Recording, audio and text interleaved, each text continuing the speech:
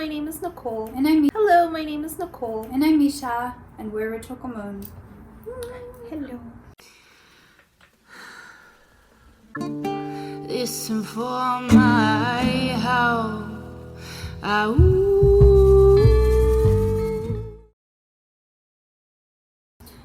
So today we want to do a video on depression, and I know it sounds so exciting.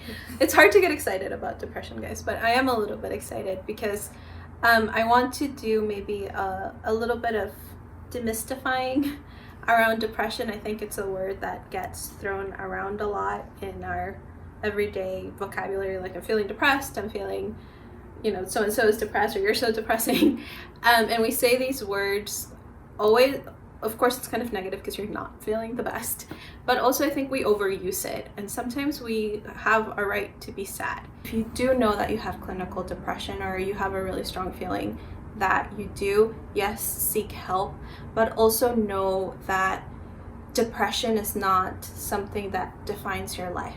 I have seen people with really heavy depressions be able to pull themselves out and have moments of joy, and by understanding that a lot of what's going on is a chemical imbalance in their brain as well as emotional, of course. But when you start to understand, like, a lot of these things are just happening and I can't do it right now because my brain is not allowing me to, gives you a little bit of forgiveness that it's not that you're a bad person, but that your body is going through this whole process, and it happens to all of us. Even if you're sad, or whatever chemicals we're releasing is going to affect the way that we embody ourselves in our everyday life. So finding out more information and reaching out to professionals if you're not comfortable, talking to a therapist, talking to a friend, going to a spiritual leader, and just finding somebody that gives you, helps you talk through all the mess that's going on in your mind. And to speak to that, I would say giving you a couple of tips and techniques as well for this, as to how to manage and navigate. Because no, you cannot find the joy in depression, but you can find the truth in depression. Yes. And I think that's going to be the thing that sets you free from it. So, firstly, if you are feeling down, or if you're having some major life transitions happening, please, again, do seek professional help, or at least tell somebody that you're close to. Do always communicate how you're feeling, because it's not something you have to go through alone, for sure.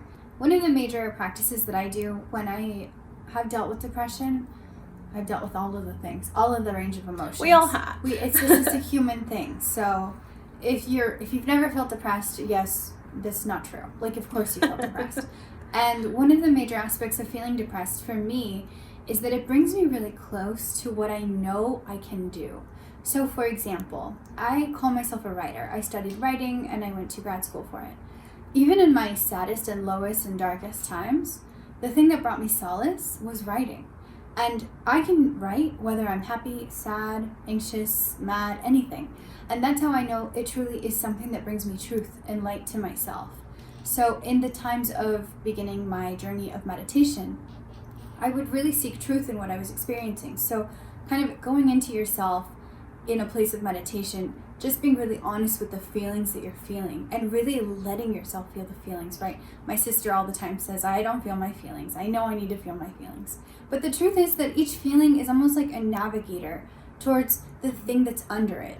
I think this is a reflection on our society, on the way that we view emotions. And unless you're feeling a positive emotion like joy or excitement or being driven, we don't see the value in it. And a lot of the times, if something sad has happened in your life, it can be somebody passing away, breaking up a relationship, leaving a job, your dog passing away, whatever it may be, sometimes maybe it's granted for you to be sad. And as soon as we feel that, I think our initial response is, how can I make this stop? Which, yes, you don't want to be sad for years, right? That is a chronic and clinical depression if you're looking at having this feeling for long periods of time. But also, we don't want to discount what we can find out about ourselves in these periods of time. And you do so much growing during these times. And if it's not a clinical depression, if you're not in that state, because that's something different that maybe I can touch upon a little bit later. But if you are just, something's happened and you're feeling sad and you're feeling this gloom and you're feeling just unmotivated, and it's affecting your life, just know that it's passing and that you will get something out of it, even if it's something small that you're going to learn about yourself. You know, my dad passed away a couple years ago, and I had never experienced, I thought I had been sad in my life, but I don't think I had ever felt that level of sadness ever in my life.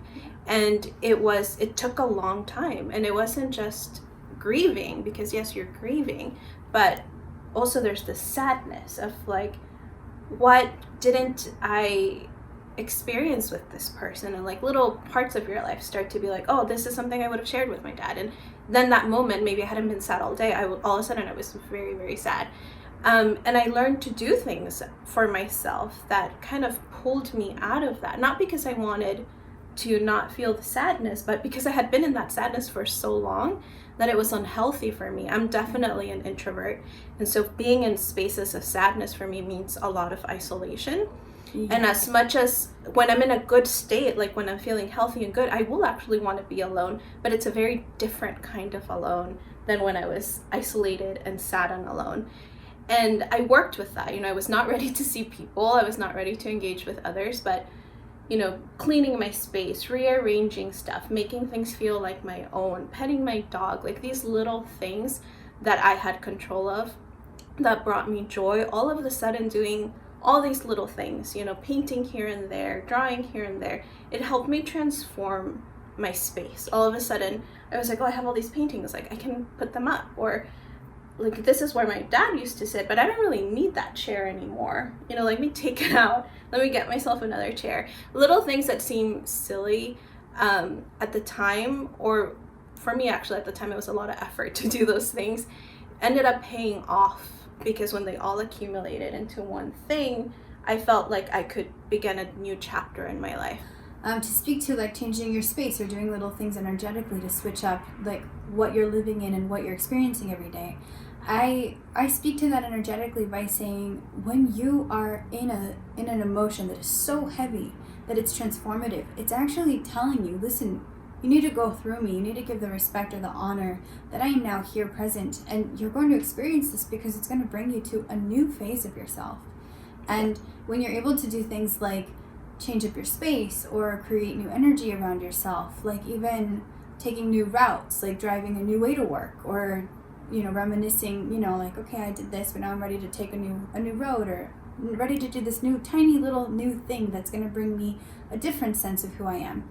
Those things are really going to help you pull out of that. I went through a divorce, and when I did that, I wrote him a letter every day in my computer, and I kept a log of every day in a new letter that I would write to him.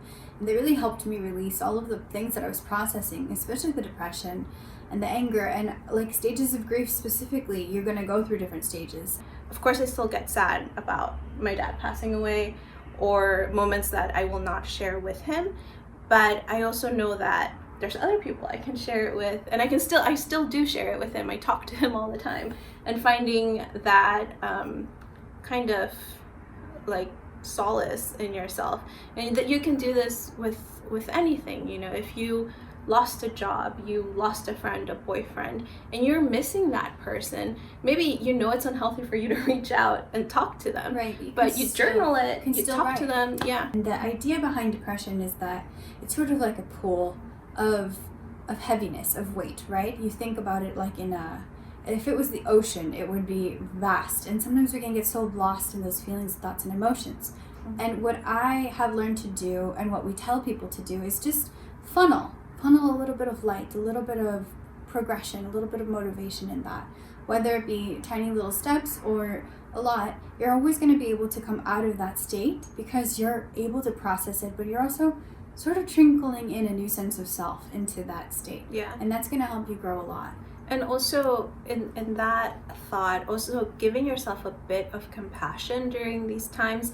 I really want to be clear that we're talking about small stints of depression or adjustment periods where you're feeling sad, and not a clinical depression, which is very different. But when you are in these modes, your mind is going to go somewhere. I said that before with anxiety. Anxiety is something that you're focusing on the future. You're afraid of what might happen. With depression, it's almost like you're just looking in the past, and you're living in the past and having this nostalgia and the sadness for things that were and aren't. anymore. You do start to have these thoughts about yourself like, I'm so sad, I'm not moving, and I should be doing this, I should be doing that.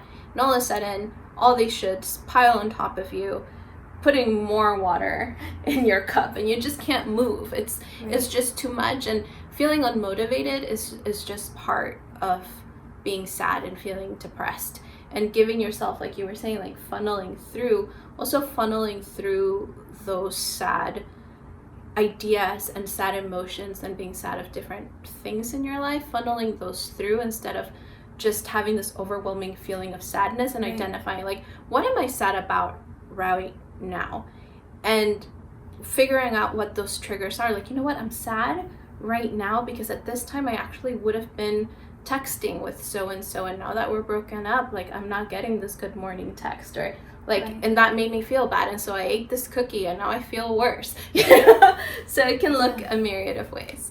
So the idea behind all of this is you need to find what's right for you. If you are feeling like you're harmful to yourself or others, please do tell someone, get professional help, call 911. This is only a video for if you're dealing with sadness or sort of heavy feelings. If you are, of course, in danger, please reach out to someone who can help. If you have some kind of experience, some kind of awareness, some kind of insight that you'd like to share, something at all, please leave it in the comment box below. We hope you enjoyed this video. If you liked it, please give it a big thumbs up. If not, just scroll away to another channel. And we hope to see you soon. Bye. Bye. If you like what you hear and you want to keep the conversation going, listen to our podcast, Ritual Común Contigo. Also check out our Instagram where we have affirmations, oracle cards, and give a special message just for you.